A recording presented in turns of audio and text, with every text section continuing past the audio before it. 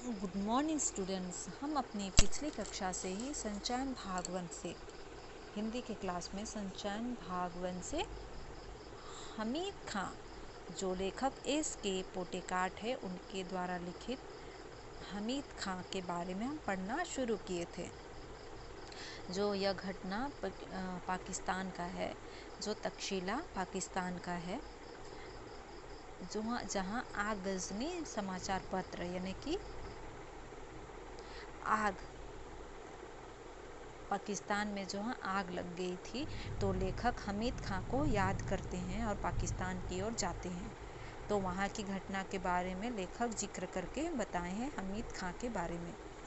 तो हमने आधा पढ़कर समझ लिया है, तो आज हम पढ़ेंगे आगे पेज नंबर 38 देखेंगे। तो इस वीडियो के साथ साथ हम अपना पाठ्य पुस्तक भी देखते जाएंगे, तो हम अच्छी तरह से पाठ को समझ सकते हैं, आसानी से हम समझ सकेंगे। तो देखते हैं। वह मेरी बात पर विश्वास नहीं कर पाया। मैंने उसे गर्व के साथ बताया, हमारे यहाँ हिंदू मुसलमान में कोई फ़र्क नहीं है, सब मिलजुल कर रहते हैं। भारत में मुसलमानों ने जिस पहली मस्जिद का निर्माण किया था, वह हमारे ही राज्य के एक स्थान गोंडकुलूर में है। हमारे यहाँ हिंदू मुसलमानों के बीच दंगे नहीं के बराबर होते हैं। तो वहाँ लेखक बताते हैं, जिस होटल में गए थे तो वहाँ मुस्लिम थे, तो वे लोग लेखक को पहचान लेते हैं कि यह हिंदू है और ये भारत देश से आया है। तो वे पूछते हैं कि क्या आप इस होटल में, यह तो मुस्लिम का है, तो आप हिंदू है तो यहाँ खाना पसंद करेंगे? तो उसी समय लेखक बताते हैं कि वह मेरी बात पर विश्वास नहीं किया कि मैंने उसे गर्व के साथ बताया, हमारे यहाँ हिंदू मुसलमान में भी कोई फ़र्क नहीं है, सब मिलजुल कर रहते हैं। भारत में मुसलमानों ने जिस पहली मस्जिद का निर्माण किया था, वहाँ हमारे ही राज्य के एक स्थान गोलकुंडू में है। हमारे यहाँ हिंदू मुसलमानों के बीच दंगे नहीं के बराबर होते हैं। उसने मेरी बात को बहुत ही ध्यानपूर्वक सुनकर कहा, काश मैं आपके मुल्क में आकर यह सब अपनी आँखों से देख सकता। क्या आपको मेरी बात पर विश्वास नहीं होता? मैंने पूछा, यानी लेखक ने उस इंसान से पूछा जिसके होटल में गया हुआ था। तो मुझे आपकी बात पर तो पूरा यकीन हो गया है, पर मैं इस पर ईमान नहीं कर सकता, यानी कि वह मुस्लिम कहता है कि आपकी बातों पर तो मुझे यकीन तो हो गया है, लेकिन इतना ईमान तो नहीं कर सकते, यानी कि इतना तो नहीं कर सकता हूँ कि आप हिंदू हैं, क्योंकि यहाँ कोई भी हिंदू आपकी कही हुई बातों को इतने फ़ख्र के साथ किसी मुसलमान से नहीं कह सकता। उसकी नज़र में हम अत्यंतियों की औलादें हैं। हमें इस हालत में अपनी आन के लिए लड़ना पड़ता है, यही हमारी नियति है। इसकी आवाज़ में सच्चाई कूट-कूट कर भरी थी। आपका शुभ नाम? मैंने पूछा। तो उसने कहा, हमीद खां। वो जो चरपाई पर बैठे हैं, वह मेरे अब्बा जान हैं। अच्छा, आप 10 मिनट तक इंतज़ार कीजिए, सलान अभी पक रहा है। मैं इंतज़ार करने लगा, यानी कि लेखक बताते हैं कि वहाँ हमीद खां जिसके दुकान पर गए हुए थे होटल में खाने के लिए, तो उसका नाम था हमीद खां। तो वे बताते हैं कि जो चरपाई पर बैठा हुआ है वो मेरा अब्बा है, यानी कि उसका पिताजी हैं। तो उसने कहा कि अच्छा, आप कहा कि 10 मिनट आप इंतज़ार कीजिए, आपके लिए खाना जो बन रहा है बन जाएगा। अरे वो अब्दुल, हमीद खां ने ज़ोर से आवाज़ लगाई। एक छोकरा दौड़ता हुआ आया जो आंगन में चटाई छिपकर लाल मिर्च सुखा रहा था। हमीद ने पश्तो भाषा में उसे कुछ आदेश दिया। हमीद ने पश्तो भाषा में कुछ आदेश दिया उस व्यक्ति को। वह दुकान के पिछवाड़े की तरफ भागा। भाईजान, जालिमों की इस दुनिया में शैतान भी लुक छिप कर चलता है। किसी पर धौंस जमा कर यह मजबूर करके हम प्यार मोल नहीं सकते। आप ईमान से मोहब्बत के नाते मेरे होटल में खाना खाने आए हैं। ऐसी ईमानदारी और मोहब्बत का असर मेरे दिल में क्यों नहीं पड़े?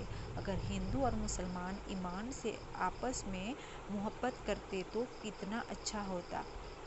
धीमी स्वर में बोलते हुए वह अंगीठी से आखिरी चपाती उतार कर खड़ा हो गया। जो छोकरा पिछवाड़े की तरफ गया था, उसने एक थाली में चावल लाकर सामने रख दिया। हामिद खां ने 3-4 चपातियाँ उसमें रख दी, फिर लोहे की तस्तरी से सलान परोसा।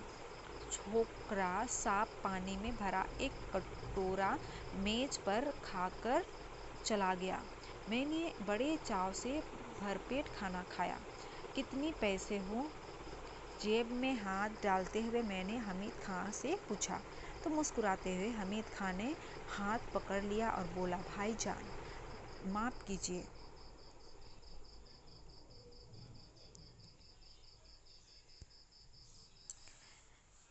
तो वह हाथ पकड़कर हामिद खां ने हाथ पकड़कर लेखक से कहा कि आप मुझे माफ़ कर दीजिए। जो छोकरा पिछवाड़े की तरफ गया था वह चावल लेकर आया और हामिद खां ने 3-4 चपातियाँ उसमें रख दी, फिर लोहे की तस्तरी में सलान परोसा। छोकरा साफ पानी में भरा एक कटोरा मेज पर खाकर चला गया। मैंने बड़े चाव से भरपेट खाना खाया। कितने पैसे हुए? इसने हामिद खां से लेखक पूछे। तो जेब में हाथ डालते हुए लेखक ने कहा, हामिद खां से पूछा और कहा। तो उसने मुस्कुराते हुए हामिद खां ने हाथ पकड़ लिया और बोला, भाईजान माफ़ कीजिएगा, पैसा नहीं लूँगा। आप मेरे मेहमान हैं। मेहमान नवाजी की बात अलग है। एक दुकानदार के नाते आपको खाने के पैसे लेने पड़ेंगे। आपको मेरी मोहब्बत की कसम। 1 रुपये के नोट को मैंने हामिद खां की ओर बढ़ाया।